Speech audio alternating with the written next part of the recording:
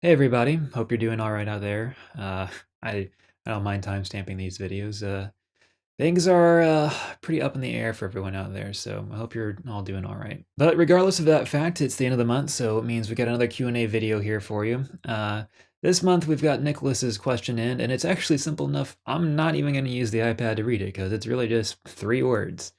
Favorite comfort movie. All right, so this is another one of these. I feel like this is becoming a trend here. But this is another one of those questions that I don't really feel like I have a great answer for. But I would still probably spend like the bare minimum of 10 minutes explaining to you why I don't have an answer.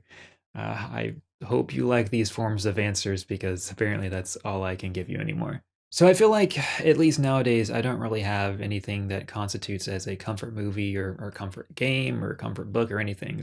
I feel like I hear this for, all sorts of media. In particular, I guess I actually feel like I hear it the most for games. I think there's, I guess, probably just something about the tactile nature of games that forms maybe more of like a sense memory. So like I feel like people talk about having that one game that they go back to every year or so and just replay, over again to keep it fresh in their mind. And, well, I definitely have stuff that I replay and movies that I rewatch from time to time. It still doesn't feel right to me, at least, to call them my comfort movie or what have you. Um, because labeling them that to me denotes that it's more than just I'm replaying this or rewatching this. It's you're using that as sort of a coping mechanism to, very much like these past couple weeks, I'm sure people have been watching a lot of comfort movies, something to not just kill a couple hours, but to actually hopefully maybe brighten your mood a little bit to make you feel a little better also. And honestly, I don't really have any of those anymore, at least. When I was a kid, I mean, it feels weird to say you had comfort movies or whatever when you're a kid because look, granted, just because you're a kid doesn't mean you can't be anxious or have anxiety about things. I am definitely proof of that. But you don't consciously use media as a coping mechanism in that way, I think. But I mean, I definitely had movies that I rewatched over and over again as a kid. The original Star Wars trilogy is the best example of that. This is not hyperbole here when I say I literally probably watched each one of those movies at least like 50 times before the age of like 12, probably, maybe even earlier.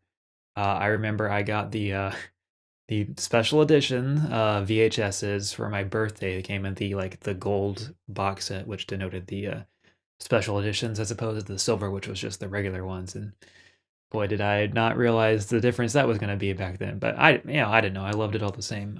But I got them for my birthday. I guess it must have been my seventh. No, it'd have to be my sixth because they came out in 1996, right?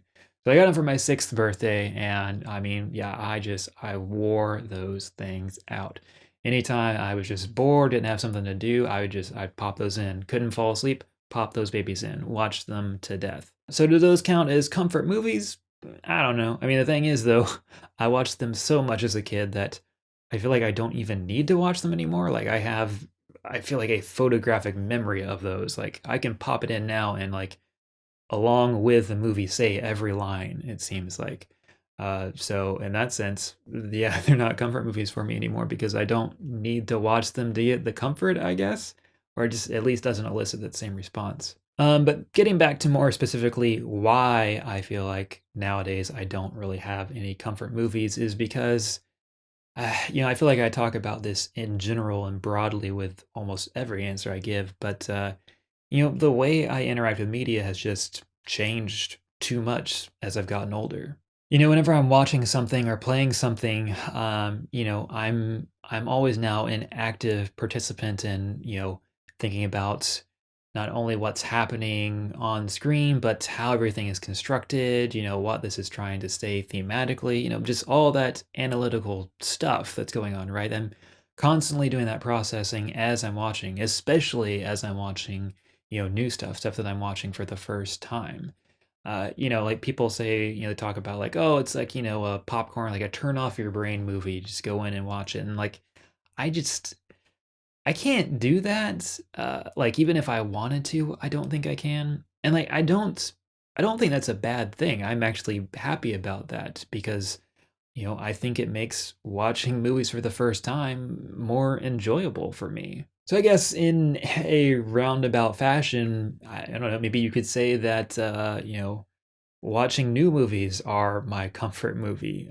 It sounds like I'm trying to get away with not answering the question, but I mean, I think that probably is honestly the closest thing I can give you to an accurate answer to that question. And I mean, I think it's probably there is some truth to that because there are definitely times when like I'll get home from work and have just enough time to watch a movie that I've been trying to get to like all week, something that's on demand or something that I have in from Netflix. And like yeah, like I actively look forward to finding the time to watch those and I don't know that I'd say they necessarily always brighten my mood. That's the give and take of watching new stuff. You don't always know that you're gonna like it, but um, I do feel like whenever you do find the occasional movie that really, really does it for you, I don't know, maybe it makes that feeling a little bit stronger.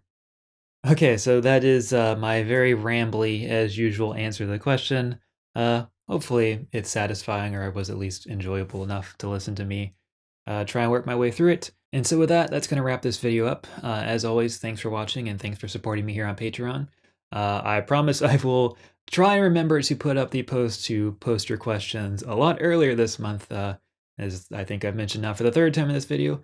Things have been a little weird for everyone lately, but I think I'll do better this month. So until next month, I'll talk to you later. Have a good one.